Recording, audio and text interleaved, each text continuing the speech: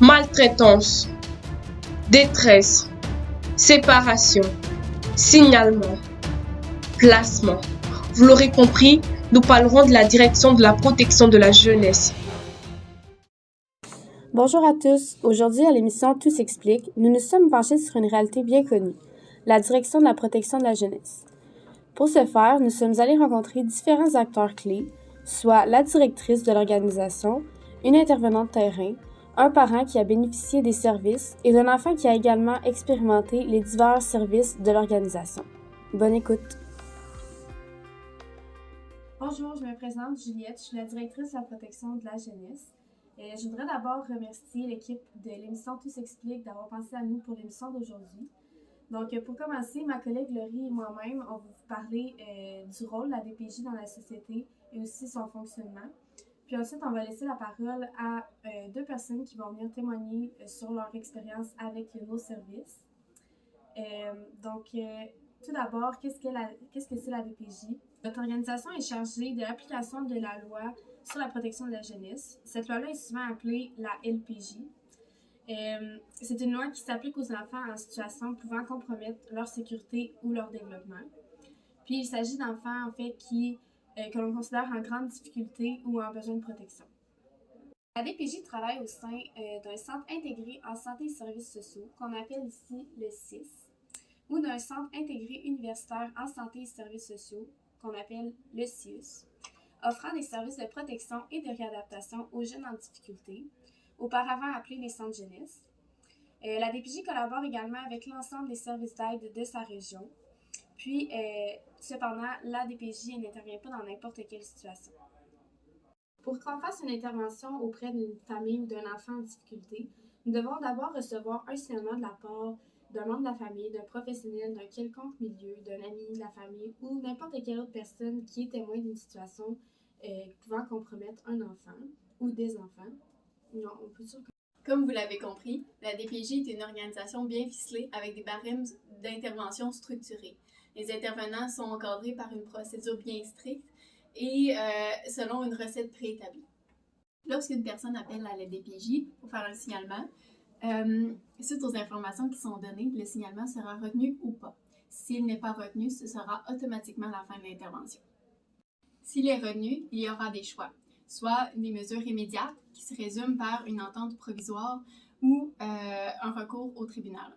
Dans tous les cas, il y aura une évaluation de fait sur la situation afin de voir si la sécurité ou le développement de l'enfant est compromis.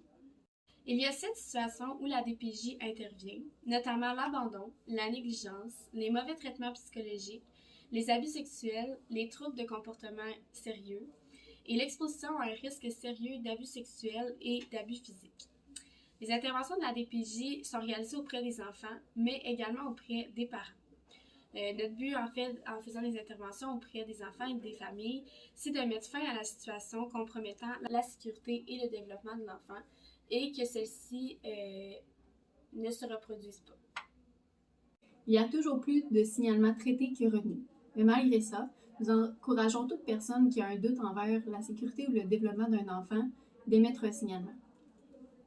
C'est à noter que depuis 2016, il y a une hausse considérable des signalements retenus par la DPJ. En effet, en 2016-2017, il y a eu 36 002 signalements qui ont été faits. En 2017-2018, 38 945 signalements ont été retenus. En 2018-2019, 41 530 signalements qui ont été retenus. Pour rendre la situation un petit peu plus concrète, je vais parler d'une situation possible de signalement faite à la DPJ. Par exemple, si un enfant n'a pas le repas approprié ou le matériel nécessaire pendant plusieurs jours, voire plusieurs semaines, cela pourrait éveiller les soupçons des intervenants et il pourrait faire un signalement pour négligence. Notre milieu offre également d'autres services, notamment des services aux jeunes mères, aux jeunes contrevenants, aux programmes cliniques en centre de réadaptation, des services psychosociaux et d'expertise à la Cour suprême, également des services d'adoption québécoise et internationale et des services des ressources d'hébergement. Cela fait beaucoup de travail pour les intervenants qui travaillent dur pour le bien-être des enfants. Parce que oui, nous souhaitons le bien-être des enfants. À chaque fois qu'un enfant est retiré de sa maison familiale originale, il y aura des traumas qui sont causés. C'est pourquoi nous essayons de laisser l'enfant dans sa maison, dans son milieu familial original. Tout dépendant, bien sûr, du cheminement que les parents sont prêts à faire. Malheureusement, il arrive des erreurs, et ce dû à la charge mentale qu'ont les intervenants. Ils développent une fatigue de compassion d'être toujours confrontés à la misère humaine. Se faire raconter les détails d'une agression de tout genre, c'est dur pour le moral. Par contre, si on démissionne, c'est les enfants qui paient les conséquences. C'est pourquoi, malgré la charge de travail, nous sommes reconnaissants de pouvoir effectuer la moindre différence. J'aimerais vous présenter un aide-mémoire à garder en banque lors d'un signalement. Afin que votre signalement soit retenu, vous devez spécifier le plus d'informations possible et certaines informations en premier. Donc, il y a 6 catégories d'éléments à mentionner lors d'un signalement. Premièrement, il y a les coordonnées de l'enfant. Donc, il est important de nommer c'est quoi le nom de l'enfant, c'est quoi l'âge de l'enfant, où il se situe, donc où est son adresse, est-ce qu'il y a d'autres enfants dans le milieu familial, puis, si possible, le nom du parent, le nom du père ou le nom de la mère. Par la suite, c'est quoi les faits qui vous inquiètent? Donc, c'est quoi les propos? C'est quoi les confidences que l'enfant vous a faites? Est-ce qu'il y a des blessures ou des marques qui sont observées chez l'enfant? Par la suite, c'est quoi les caractéristiques de ces faits-là? Est-ce qu'ils arrivent fréquemment? Est-ce qu'ils sont actuels dans le présent ou ils sont dans le passé? Puis est-ce qu'il y a des témoins de ces faits-là? Ensuite, c'est quoi les facteurs de vulnérabilité de l'enfant? Donc, est-ce qu'il y a un handicap physique ou intellectuel? Puis, c'est quoi ses forces et ses limites? Ensuite, c'est quoi les capacités et les volontés des parents face à la situation?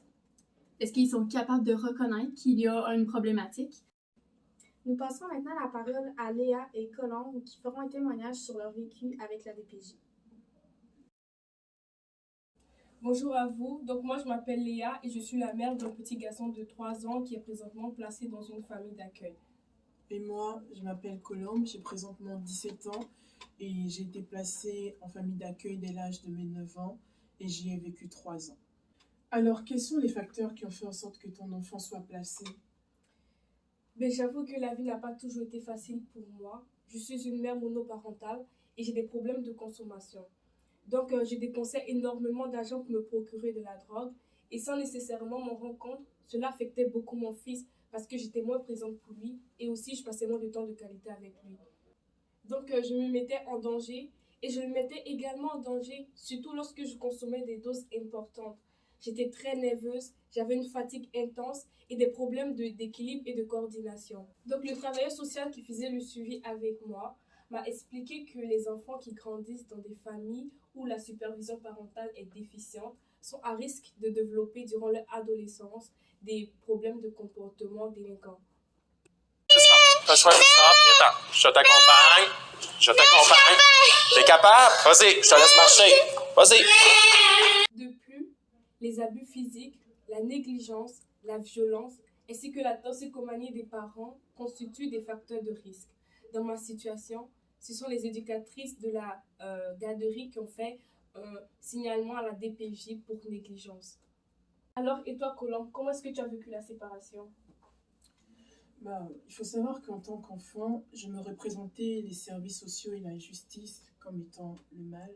Donc, je pensais qu'ils voulaient du mal à moi et à mes parents. Je ne pouvais pas imaginer que les mesures prises par les services sociaux étaient pour ma protection. Donc, j'ai développé un sentiment de méfiance vis-à-vis des services sociaux et même envers mes parents parce que je pensais qu'ils étaient d'accord avec le fait que la séparation puisse avoir lieu. Donc, cette expérience a été très traumatisante pour moi. Mais en apprenant à vivre en famille d'accueil, avec ma famille d'accueil, j'ai eu vraiment du mal à considérer leur marque d'affection vis-à-vis de moi à cause justement des mauvais traitements que j'ai eus. Alors, comment as-tu vécu la séparation et comment se passent les droits de visite? Mais il faut savoir que le placement, qu'il soit choisi par le parent ou contraint, participe à une mise en accusation des capacités parentales. Et cette mise en accusation peut parfois être très violente. Je me rappelle encore ce jour où la DPJ est arrivée chez moi pour prendre mon enfant. Donc, je ne pouvais pas m'imaginer que je venais de perdre mon enfant. Toutes mes compétences en tant que parent étaient remises en question et je ressentais un sentiment d'échec. Donc, lorsque mon enfant a été placé, j'ai dû réapprendre à vivre au quotidien sans sa présence. J'ai encore des liens avec mon enfant et je me considère toujours comme sa mère malgré tout. En ce qui concerne leurs rencontres, ils sont généralement encadrés par des professionnels et la durée de la rencontre également. Pendant les visites, il m'arrive parfois de faire des comparaisons entre ce que mon enfant était et ce qu'il est devenu. J'ai déjà rencontré la famille d'accueil et ça m'a beaucoup rassurée parce que je sais qu'ils prennent bien soin de mon garçon.